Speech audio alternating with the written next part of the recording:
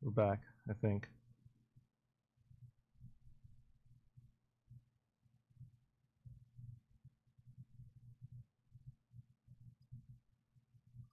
Should be back now. All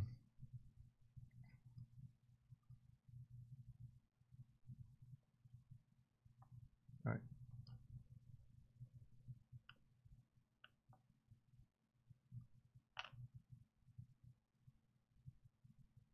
All right. So we're building this breakout board for the NodeMCU right now, and I'm putting in the headers for version 0.9. But I think I'm actually gonna remove the jumper for now, so I can lay it flat. Cool.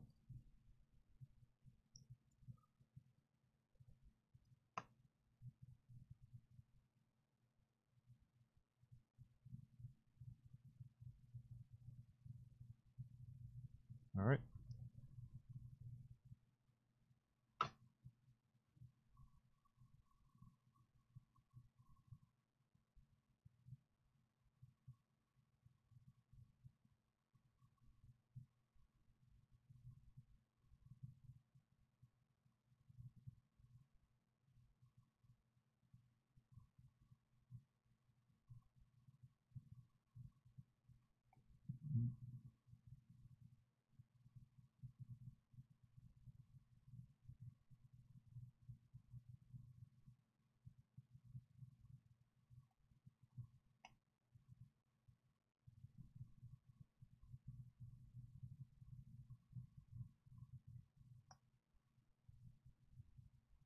Cool.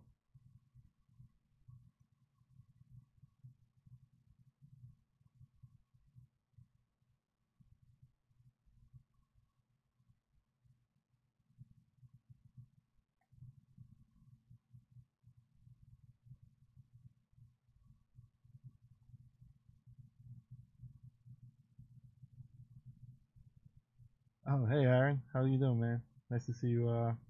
Nice to see you join the stream. I'm just tinkering. This is my first time live streaming, so you know, nothing crazy going on here.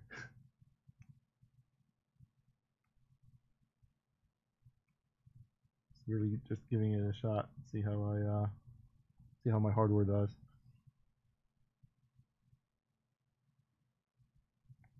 Cool.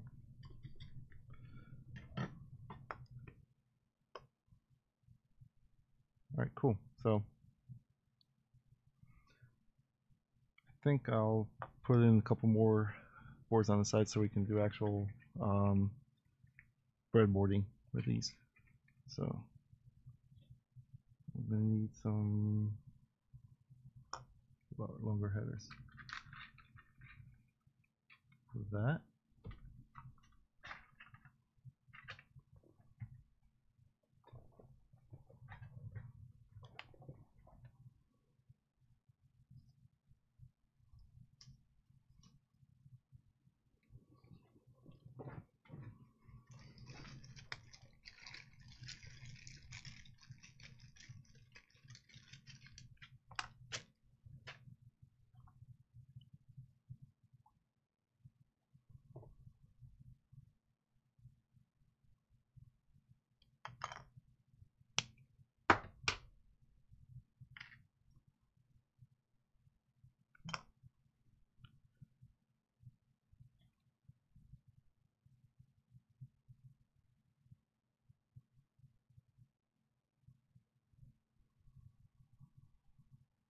Yeah, yes, Charlie. These are actually my first ever design for PCB. Kind of had a need for it and kind of wanted to learn how to do that. So this was kind of a good first project to do so. Not too hard. I mean, obviously it's just a couple headers and no SMD parts or anything like that. So definitely a cool first project to learn on, and then they kind of became useful. So that's why I kept going and kept making updates to it. So, but yeah, I'm using Eagle. That's my PCB design software of choice, I guess. It I mean, basically Eagle got bought out. Since Eagle got bought out by Autodesk, it interfaces very nicely with Fusion 360, which is what I use for 3D modeling. And basically, if I when I design this board in Eagle, I can generate a 3D model very easily using using Eagle, and just goes directly into Fusion 360. So I can make sure that the board placement and the enclosure and spacing and fitment.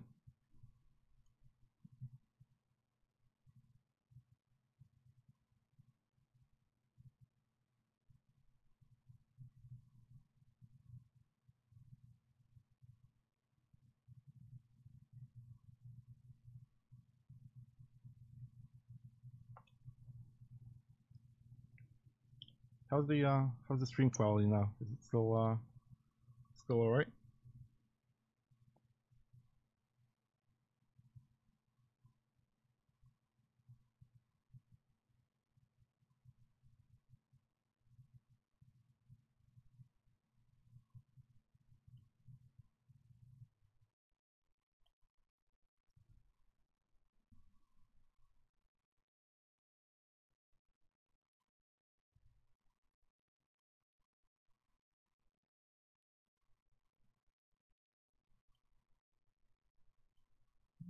Cool.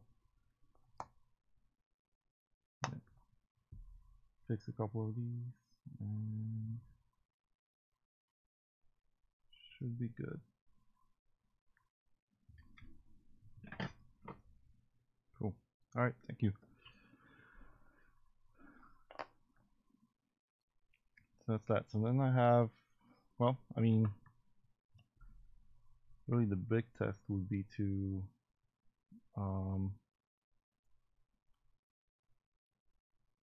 well, let's do this. I'm gonna take nope, I'm not gonna take this guy.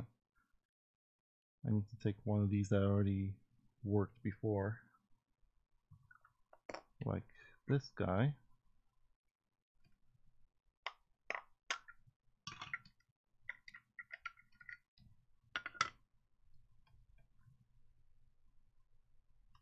But now,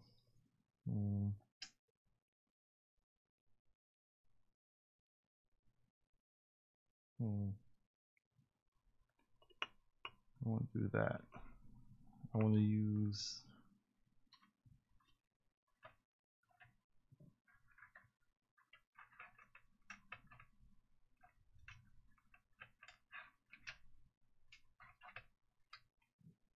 see if I can do this easily. That should work. Except that the data line is going to be wrong. This isn't ideal.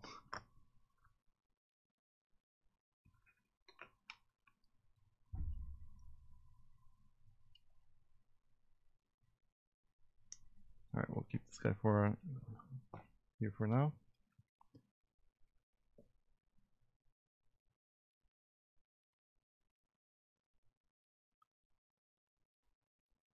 And this guy back on.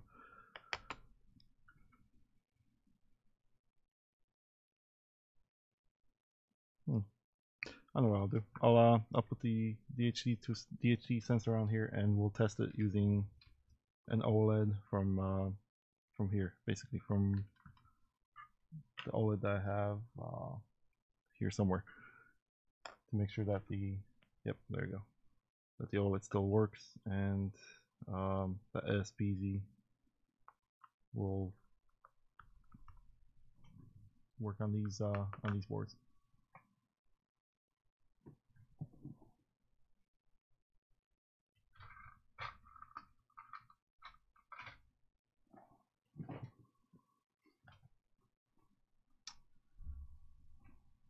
I should do a video designing the board, huh? I could, except that would be a pretty slow video, I think.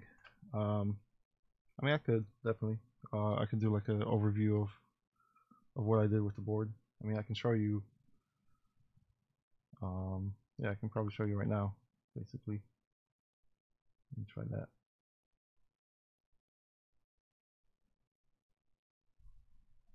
And this is the Eagle board right here, and then this is the schematic. So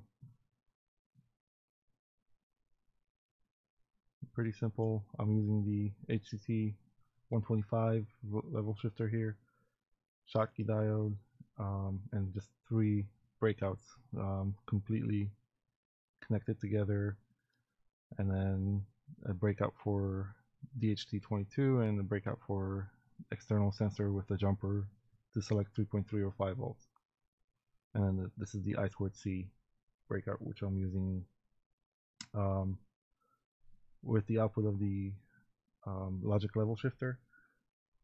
So I think one of the things that I was thinking about changing on this design, if before I make it final, I'm probably gonna extend some solder pads away from, to basically bypass the logic level shifter. If if you don't want to install it, basically I'll leave that as an option. Again, I just want to make this thing versatile for everyone.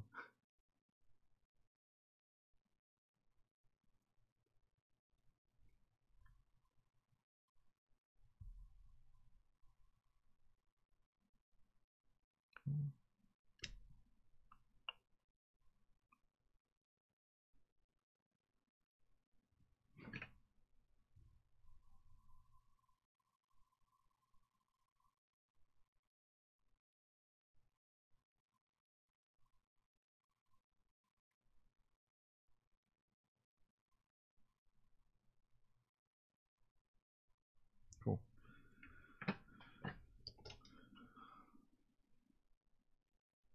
All right, there it is. 5 volts here. So the only thing is I'm gonna need more jumpers, and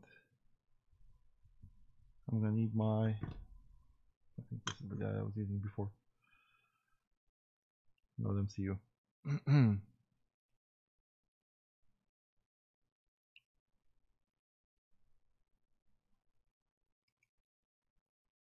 Cool.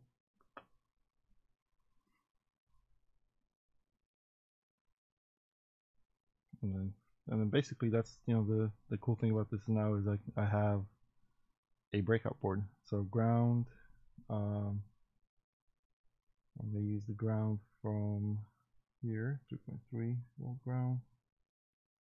Well, I mean it's the same ground obviously. That's closer to the 3.3 voltage line, so I can keep these two together. VCC goes to the 3.3 volt pin.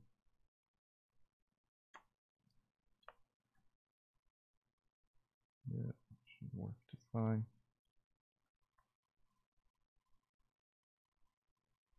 All right, and then I'm gonna need 2 more jumpers. So there we go. There's a couple. Nope, these won't do. I need male to female.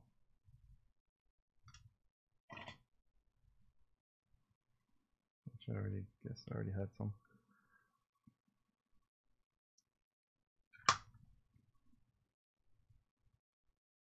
Anyway, glad to see you here. Yep, this is my first live stream, so go easy on me. Let's see. So then D1 is our clock.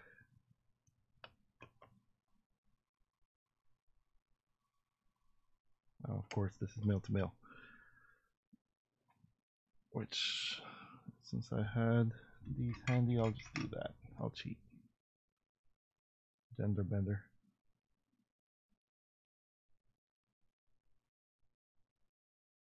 just need to remember the colors.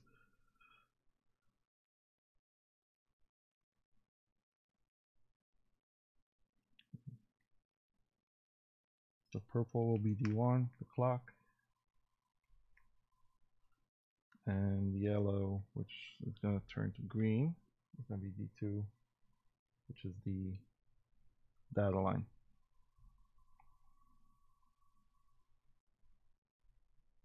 Purple is the clock. Purple is the clock. Yeah.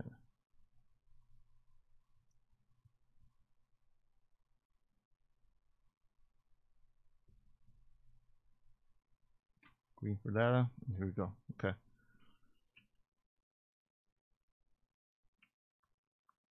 So I'll steal a USB connector and hopefully we don't let the smoke out.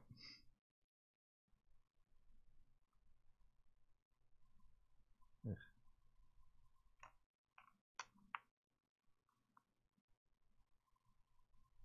Alright, this USB connector is not that great. Huh. May have let the smoke out. And live too. How about that? Ground 3.3. Ground 3.3 D1. That should all be fine.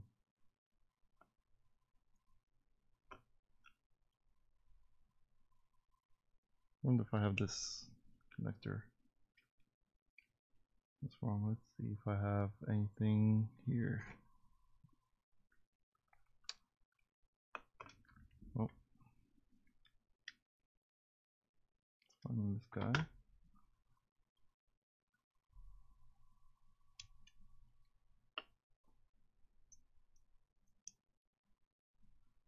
That worked.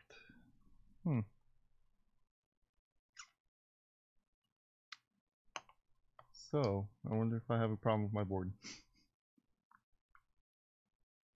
Which is very possible since I just received these and I haven't even tried them yet. So, I have to find that out the hard way.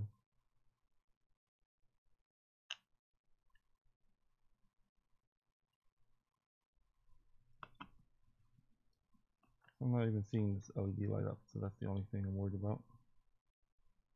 Yeah. That means it's not powering up at all.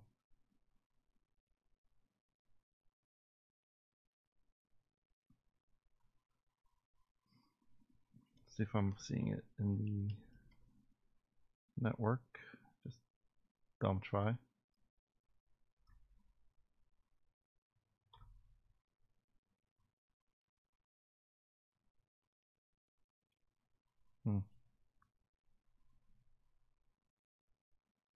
Nothing. But if I pull it off,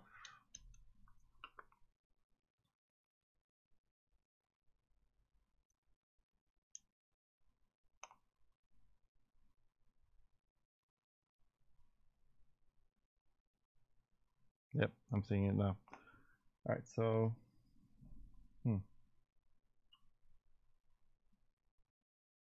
something I'm doing here isn't working. Let's pull the I2C, or I'm sorry, let's pull the OLED off. Let's see if that changes things.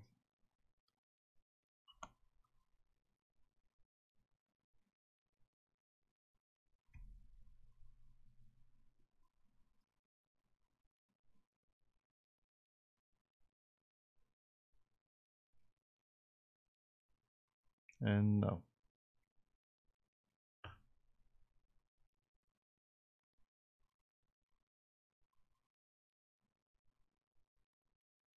Okay, well, I mean,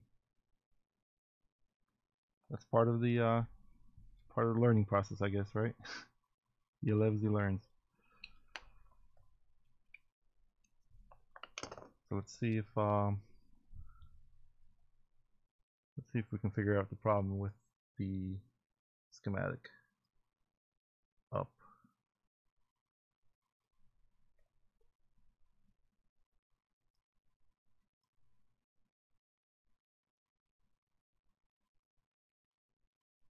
wondering if I have the VCC and ground on this guy hooked up right.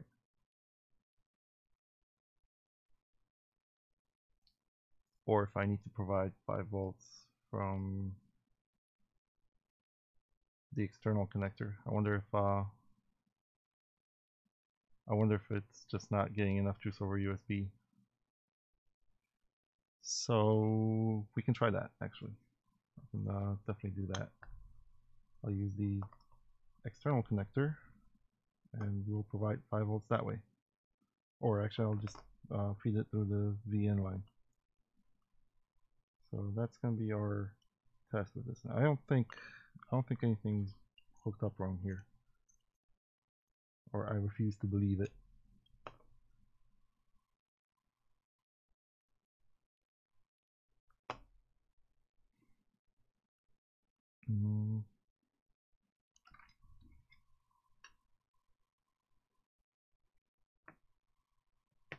Have a nice 5 volt line right there. Let me build up a connector real quick.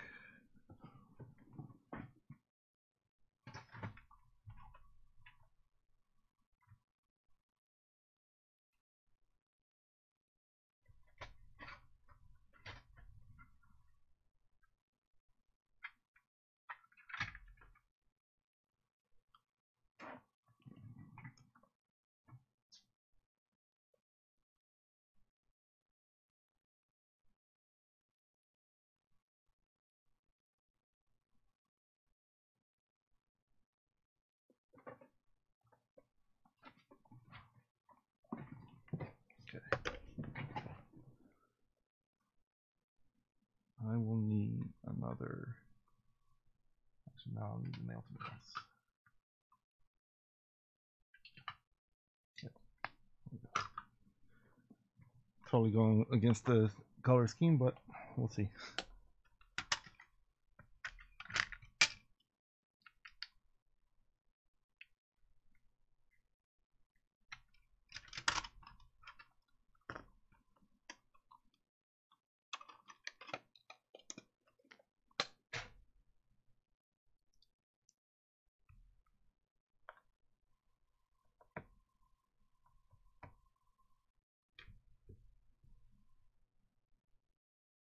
So positive is blue and negative is ground, green.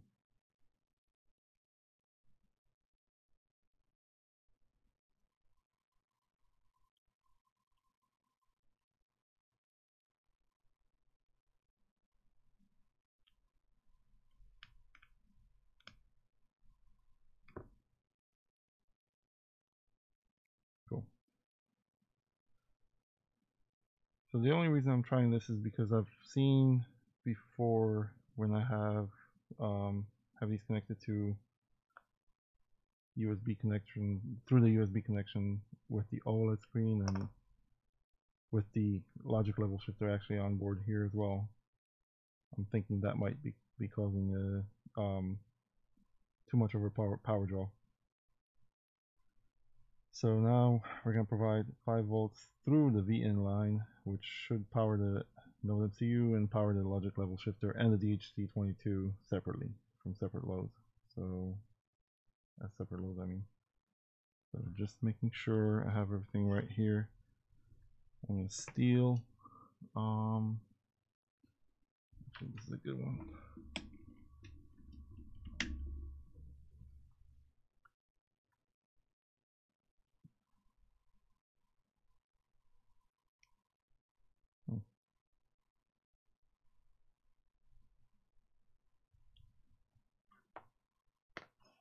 Still nothing.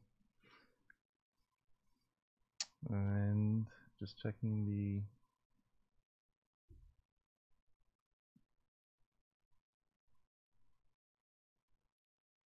ESP Easy web server, and it's not popping up. So there's definitely something wrong with I think with the board. I'm gonna have to look into it a little deeper. I guess yeah, I did have to. Yeah, that's right, Charlie. This is a brand new version of the board. So this is the original one. This one I literally just received today, so it's kind of hoping to do a nice, my first live stream and kind of show you guys the new features. But it looks like I have some issues that I need to work out first. So, and this wasn't gonna be the final version anyway. I already noticed the typo on here after I sent the board out for production. So, and like I said, I'm probably gonna add a solder pad or two to be able to bridge the level shifter out, basically, as opposed to soldering pin to pin here. I'll probably have a separate pad for each of the level shifters. So that's pretty much it. I think I need to look at this with breaking my voltmeter out and see if I'm connecting a VCC pin to ground somewhere, or that could be it. I mean, that could be the problem with the level shifter. I could be connecting the wrong pin to the wrong pin on the level shifter. So yeah, I think I'll end it here with major disappointment and complete failure for my first live stream. But hey, mistakes are made and hopefully fixed. Hopefully I'll be able to fix this and build another one of these and basically once I get this done right, I'll publish it on PCBWay. I'll publish it on GitHub, so so other people can use it as well. So cool. Hey, thanks for joining, everyone. Appreciate y'all being here for my first live stream. It's been fun, and I guess I'll keep watching my videos and keep join the Discord server if you haven't joined yet. It's definitely a start. You're right. You always start somewhere, and then you fix the problems and you move on to the next step. So, but like I mentioned, there's I just started a Discord server on the channel. So we just started a couple days ago. There's already a number of people that joined our server. I want to use it as kind of a troubleshooting community. Basically, allow everyone to share ideas and designs and projects and and problems, so we can help each other out. So, hey Jared, I did not announce the live stream. I kind of I got home and I saw a package and it was these PCBs. So I figured it would be what the heck, it would be a good first ever live stream. But next time I think I'll announce these. Maybe I'll make these more of a regular type of thing if if there's interest. Maybe we'll do some like live open hab configuration or anything else that you guys want to do. So cool. All right, with that, thanks a lot for joining, and hope to see you guys next time. Take care. This is BK Hobby.